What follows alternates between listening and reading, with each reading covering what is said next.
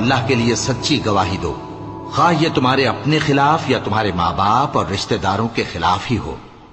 اگر کوئی امیر ہے یا فقیر تو اللہ ان دونوں کا زیادہ خیر خواہ ہے، پس تم خواہش نفس کے پیچھے چل کر عدل کو نہ چھوڑ دینا۔ اگر تم لگی لپٹی بات کہو گے یا سچائی سے پہلو تہی کرو گے تو جان رکھو اللہ تمہارے سب کاموں سے واقف ہے۔ مومنو، اللہ پر اور اس کے رسول پر اور جو کتاب اس نے اپنے اس پیغمبر پر نازل کی ہے اور جو کتابیں اس سے پہلے نازل کی تھیں سب پر ایمان رکھو۔